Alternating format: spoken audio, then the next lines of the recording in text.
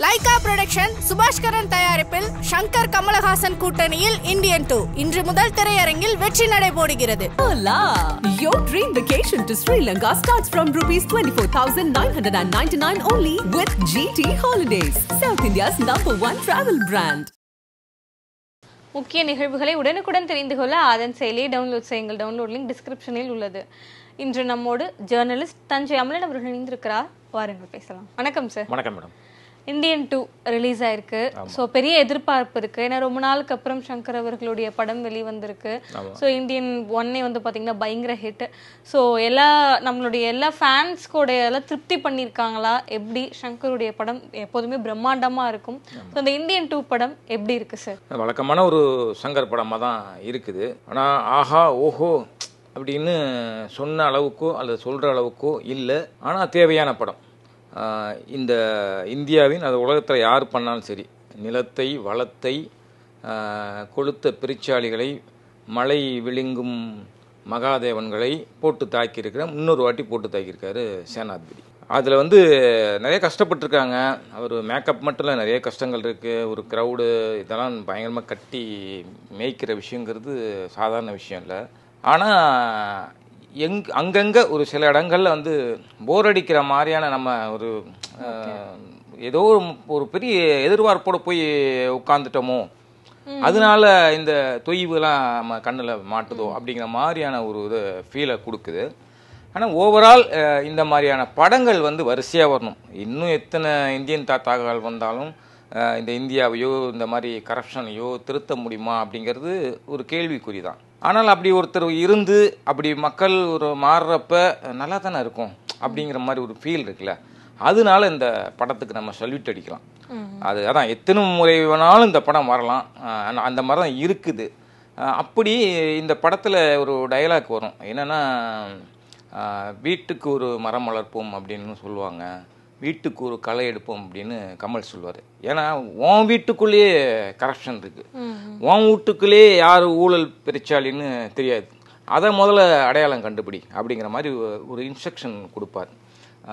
சித்தார்த் வந்து ஒரு சோஷியல் மீடியாவில் இருக்கிற ஒரு சித்தார்த், பிரியா பவானி சங்கர், ஜெகன், இவங்கெல்லாம் ஒரு யூனிட்டாக இருந்து நாட்டில் நடக்கிற அட்டூழியங்களை, அநியாய தற்கொலைகளை, அதன் பின்னணியை, அந்த ஊழலை கொஞ்சம் வெளிச்சம் போட்டு காட்டுற மாதிரி ஒரு கார்ட்டூன் வச்சுட்டு சோசியல் மீடியாவில் அது வெளிச்சம் போட்டு காட்டுற மாதிரி யூடியூபராக இருக்கிறார். அப்படி இருக்கும்போது இந்தியன் இதெல்லாம் இப்போ இவ்வளோ நடக்குது அப்படின்ட்டு இப்போ ஒரு கட்டத்தில் சித்தார்த்தே உள்ளே போக வேண்டிய ஒரு சூழ்நிலை. சும்மா விட மாட்டாங்களே. அதை அநியாயத்தை எதிர்த்து கேட்குறவனுடைய குரல் வழியும் ஒரு நாள் நெரிக்கப்படும், உள்ளே வைக்கப்படுவான், எல்லாமே நடக்கும். இதுதான் இந்த சமூக கட்டமைப்பாக இப்போ இருக்குது. அப்படி அவன் எதிர்குரல் கேட்குறப்ப, பொங்கி வழிகிறப்ப, அல்லது அது சமூக ஊடகத்தில் அவனுடைய லாங்குவேஜில் சொல்லும்போது எதிர்ப்பை சந்திக்கும் போது சித்தார்த்தை வந்து வெளியில் எடுக்கிறது வந்து ஒரு காதலி ரகுல் பிரீத்தி சிங் அவங்க பண்ணுறாங்க. அப்போ இதெல்லாம் தட்டி கேட்கவே முடியாதா, இதுக்கு ஒரு இது நீதியே வராதா அப்படின்னு ஒரு பொங்கி எழும்போது இதெல்லாம் கேட்கறதுக்கு வந்து ஒரு ஹண்டிங் டாக் வராதா அப்படின்னா இருக்காதா அப்படின்னா இருக்கு அப்படின்னு யாருனாக்கா இந்தியன் தாத்தா சேனாதிபதி மறுபடியும் வரணும் அப்படின்ட்டு ஒரு ஹேஷ்டேக் உருவாக்குறாங்க.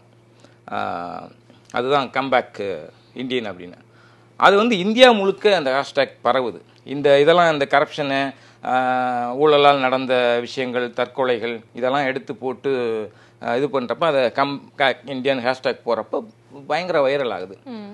இதை வந்து ஏதோ ஒரு மூலையில் தைவேன்னு ஒரு நாட்டில் கவனிச்சிட்டு இருக்கார் இந்தியன் தாத்தா. படம் ஆரம்பித்து 32வது நிமிஷத்தில் சேனாபதி வந்து அப்படியே இன்ட்ரோ ஆகிறாரு. அது 32வது நிமிஷம் கரெக்டாக என்ட்ரி ஆகிறாரு. அங்கே இந்த தற்காப்பு கலையை கற்றுக் கொடுத்துட்டு இருக்கார். இப்போ இதெல்லாம் கவனிச்சிட்டு இருந்தவர் திரும்ப இப்போ வர வேண்டிய சூழல் வந்துருச்சு, நோய் முற்றும்போது தான் மருந்து கொடுக்கணும், அப்போ தான் குணமாகும் அப்படிங்கிற மாதிரி ஒரு டைலாக்கை பேசிட்டு வரார். இங்கே இந்தியாவில் வந்து இறங்கி என்னெல்லாம் செய்கிறாரு அப்படிங்கிறது தான் கதையாக போகுது. அந்த படத்திலே வந்து பார்த்தீங்கன்னா எங்களோட ஆக்டிங் ரொம்ப பக்காவாக இருந்துச்சு அப்படின்னா யாரை சொல்லலாம்? அது கண்டிப்பாக உலகநாயகன் தானே. அது எப்பொழுதுமே அதில் வந்து கிங். அதில் அதில் அந்த 7 கெட்டப்பில் வராரு, மாற்றி மாற்றி வராரு. அவர் பேசுகிற வசனங்கள் இதெல்லாம் வந்து ரொம்ப உன்னிப்பாக கவனிக்கணும் நம்ம. அதே மாதிரி அந்த மேக்கப் மட்டும் இல்லாமல் அந்த மேனரிசம் அதுவாக மாறுற விஷயம் இருக்குல்ல, அது சும்மா சொல்லக்கூடாது. அதெல்லாம் ஒரு கிளைமேக்ஸ் நெருங்கிறப்ப ஒரு ஃபைட் சீக்வன்சி அடியாலெல்லாம் மொத்த ஊருமே வந்து திரண்டு இந்தியன் தாத்தாவை துரத்தும் அடிக்கிறதுக்கு. அப்போ ஒரு அடியாள் கோஷ்டி எஸ்ஏ சூர்யாவால் வந்து அனுப்பப்படுற அடியாள் கோஷ்டி வந்து ஒரு பின்னிமின் மாதிரி ஒரு ஏரியாவில் இவர் தனியாக மாட்டிக்குவார். எல்லாம் கட்டு மஸ்தான உடம்பு, எல்லாம் சட்டையை கழட்டிட்டு இது பண்ணு, இவரும் சட்டையை கழட்டுவார். சட்டையை கழட்டினோன்னே எல்லாம் சிரிப்பாங்க. ஏன்னா அத்தனை வயது கிழவர் தானே, உடம்புல சுருக்கங்கள் இருக்கும், ரொம்ப நோஞ்சான மாதிரி தெரியும்.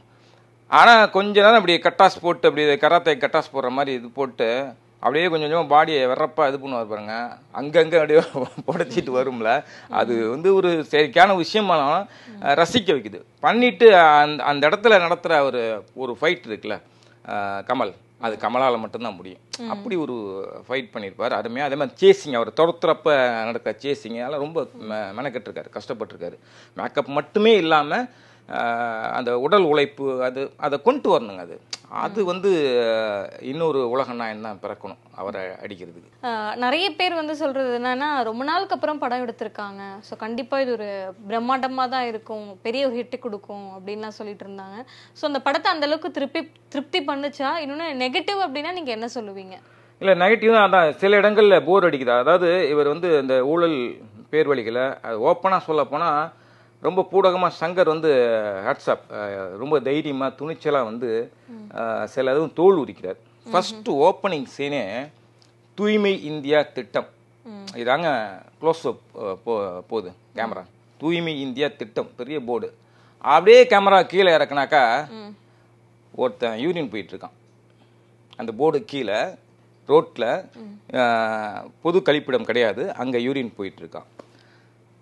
அதிலே புரிஞ்சிடும் சில விஷயம். அதே மாதிரி யாரெல்லாம் இங்கே பொதுமக்கள் பணத்தை கொள்ளையடிச்சிட்டு வங்கிகள்கிட்ட பலாயிரம் கோடி கடன் வாங்கிட்டு ஊரை விட்டு ஓடி போய் வெளிநாட்டில் ஜல்ஜா பண்ணிட்டு இருக்காங்களோ அவங்களுடைய முகத்தெல்லாம் பயங்கரம் அதை இதாக சொல்லியிருக்காரு.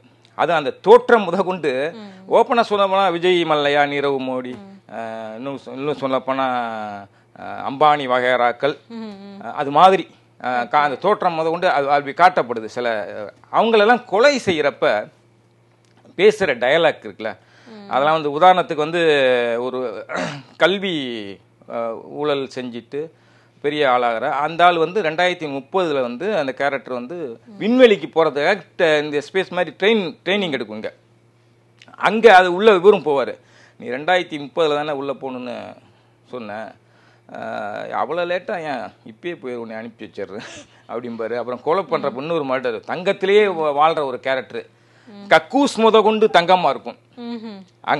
அந்த கேரக்டரை வந்து கொலை பண்ணுறப்ப ஒவ்வொரு அந்த வர்ம கலையில் ஒவ்வொரு விதமாக சொல்லுவார். எப்படி அந்நியனில் ஒரு இதாக அந்த சொல்லுவாரோ அந்த கொலை செய்கிறதுக்கான இது தண்டனைக்கான இது, அதே மாதிரி வர்ம கலையில் இது அப்படின்ட்டு இப்படி குத்துனா அதுக்கு ஒரு பேர். அது வந்து என்னென்னா அந்த குதிரை மாதிரியே ஓடிக்கிட்டே இருப்பாங்க, அது பண்ணிட்டா ஓடிக்கிட்டே இருப்பாங்க டக்கு டக்கு டக்கு டக்குன்னு. அந்த மாதிரி அந்த தங்க முதலாளியை வந்து கொல்றப்ப பண்ணுவார். அந்த மாதிரி பண்ணிட்டு கமலே வந்து இறுக்கி பிடிச்சிருவான் அந்த கேரக்டர். அப்போ சொல்லலாம் கொலை பண்ண விடுங்கப்பா, மூடே போயிடுது அப்படிங்கிற மாதிரி பேசுவார். அந்த மாதிரி ஒவ்வொரு கொலை நடக்கும்போது கமல் பேசுகிற விஷயங்கள் நல்லா இருக்கும். ஆனால் அந்த காட்சி வந்து சட்டுன்னு முடிய மாட்டேங்குது, ரொம்ப நீச்சியாக இருக்கிறதுனால அங்கே தான் அந்த போர் அடிக்கிற மாதிரி ஒரு ஃபீல் வருது. தவிர மற்றபடி தேர்ட் பார்ட்டுக்கு லீடு கொடுக்குறாங்க, அதுதான் வந்து மிரட்டுது. கேட்டிங்களா செட்டு பிரம்மாண்டம்லாம் பயங்கரமாக இருக்குது. சும்மா ஒரு 2 நிமிஷம் தான் வருது, ஆனால் ஒரு எதிர்பார்ப்பை அது இளமையான கமலஹாசன் அதுக்கு ஒரு கேரக்டர் பேர் வச்சு 1806 நடக்கிற மாதிரியான ஒரு கதை அப்படின்னு அங்கே கொண்டு போறாரு. அப்புறம் இங்கேயும் இப்போ நிகழ்காலத்தில் ஒரு சித்தார்த்திட்ட அந்த கதையை சொல்லி காட்டுறாரு. போர் மூலம் இந்த போரோட வழி என்ன மாதிரியான போர் வரப்போகுது, நீங்கள் பார்த்ததெல்லாம் கார்கில் யுத்தம் தானே, என்ன மாதிரியான போர் வரும், அப்படிங்கிற மாதிரியான ஒரு சின்ன லீடு கொடுக்குறாரு. அதனால் இது டோட்டலாக தேர்ட் பார்ட்டில் அது முழுசாக காட்டப்படும் போது இன்னும் பிரமிப்பாக மிரட்டலாக இருக்கும்.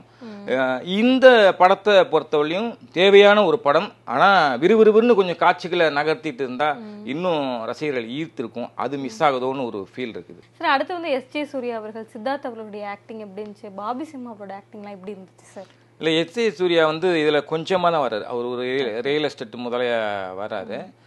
உடம்பெல்லாம் தங்க இது போட்டு நகையை போட்டுக்கிட்டு அப்படியே ஓடி வர சீனு இதெல்லாம் நல்லா பண்ணியிருக்காரு. பட் பெருசாக ஒன்றும் இல்லை. ஆனால் தேர்ட் பார்ட்டில் லீடு கொடுக்குறாங்களே, அப்போ வந்து தாத்தாவுக்கே வர்ம வித்தையை காட்டுவார் போல். அப்படி தாத்தாவோட ஃபைட் பண்ணுற மாதிரி ஒரு சீக்வன்சி லீடு கொடுக்குறாங்க. அதனால் அந்த எஸ்.ஏ. சூர்யா, காஜல் இவங்களுக்கெல்லாம் வந்து தேர்ட் பார்ட்டில் தான் முக்கியத்துவம் இருக்கு. இதில் பெருசாக ஒன்றும் இல்லை. பாபி சிம்ஹா வந்து நல்லாவே பண்ணியிருக்காரு. சார் ஊழல் பற்றி தான் இந்த படத்தில் முக்கியமாக பேசியிருக்காங்கும் போது அரசியல் ரீதியாக இது ஏதாவது தாக்கத்தை ஏற்படுத்துமா சார்? இங்கே எந்த இதுவும் வந்து ஒரு சின்ன பிட்டை கூட நகர்த்தி வைக்காதுங்க. அதான் சொல்கிறேன், இன்னும் 100 அந்நியன் படம் 100 இந்தியன் படம் வந்தால் கூட இந்த ஊழல் பெருச்சாளிகளை ஒரே நாளிலோ ஒரு வருடத்திலோ இது பண்ண முடியுமா? முடியாது. அதுக்கு உதாரணமாக இந்த படத்தோட ஒரு வசனத்தை சொல்லலாம். அந்த ரகுல் பிரீத்தி சிங் சித்தார்த்த ஜாமீனில் வெளில எடுத்துகிட்டு வராங்களே, அப்போ வந்து இங்கே எதுவுமே மாறாது, நீ ஏன் இது பண்ணிகிட்டு இருக்க அப்படி இப்படின்னா, அப்போ இப்படி தான் யார் தான் கேட்குறதுங்கிற மாதிரி சித்தார்த் டயலாக் விட்டுட்டு போகிற. அப்போ ரகுல் பிரீத்தி சிங் சொல்லுவாங்க, இங்கே எதுவுமே நீ மாற்ற முடியாது, இங்கே எதுவுமே சேஞ்ச் பண்ண முடியாது, எல்லாமே எக்ஸ்சேஞ்சு தான். நான் 4 பேர் தான் அவங்கள மாற்றி வருவாங்க அப்படிங்கிற மாதிரி அரசியலை எங்கேயும் ஒரு இடத்த டக்குங்கு குத்துறாரு சங்கர். அதெல்லாம் சிறப்பாகவே செஞ்சுருக்காரு. பட் அதான் இது ஒரு பெரிய இதனால் இந்தியாவோ அல்லது ஊழல்வாதிகளோ மாறிடுவாங்கன்னா ஒரு நாய் மாறாது. எனக்கு இதில் ஒரு கான்ட்ரஸ்டான ஒரு கேள்வி என்னன்னாக்கா, இந்த படத்தில் இந்தியன் தாத்தா கூப்பிட்ட அதே மக்கள் வந்து இப்போ கோ பேக் இந்தியன்னு சொல்லிட்டு அவரை துரத்துறாங்க. மக்களுமே துரத்துறாங்க. அதில் இந்த சித்தார்த்து சோசியல் மீடியாவில் ஒரு இது பண்ணிட்டு இருப்பான்னு சொல்லலாம், ஊழல்வாதிகள் முகத்தை தோலுரிச்சு காட்டுறது பண்ணிட்டு இப்போ வந்து பொதுமக்களில் ஒருத்தன் நீ யார் அப்படின்னா காமன் மேன் அப்படின்னு சொல்லிட்டு இது பண்ணலாம். அந்த கேரக்டர் பார்த்தீங்கன்னா மிக்சி ஃபேனு இதெல்லாம் எடுத்துட்டு தூக்கிட்டு போவோம். எங்கே இருந்தாலும் இது அரசாங்கம் எனக்கு இலவசமாக கொடுத்தது அப்படின்னு அந்த கார்ட்டூன் பேசுகிற மாதிரி, அரசாங்கம் எனக்கு இலவசமாக கொடுத்தது அப்படின்ட்டு அந்த கேரக்டர் போகும். அப்போ மக்களும் குற்றவாளிகள், மக்கள்கிட்டையும் கரப்ஷன் இருக்குது, மக்களும் ஒரு விதத்தில் லஞ்சம் வாங்கி கொண்டு தான் இந்த வேலையை செய்கிறாங்க. நம்மலாம் ஓட்டு மிஷின் அப்படின்னு சொல்லியிருக்காரு. நம்மளாம் மனிதர்கள் ஓட்டு மிஷின் ஒரு டயலாக் வரும். இது மாதிரி நிறைய இடங்களில் டயலாக் சொல்லலாம். நான் எப்படி இந்த படம் சில இடங்களில் போர் அடிக்குன்னு சொல்லணும், அதே மாதிரி இந்த இதெல்லாம் உன்னிப்பாக நீங்கள் கவனிச்சிங்கன்னா உங்கள் மனசோட ஆழத்தை தொடும். நிறைய விஷயங்கள் ரொம்ப தெளிவாக சொன்னீங்க சார். உங்களோட தெளிவான விளக்கத்துக்கு நன்றி. மேலும் வேறொரு வீடியோவில் சந்திக்கிறேன். அதுவரை விடைபெறுவது பவித்ரா முருகேசன்.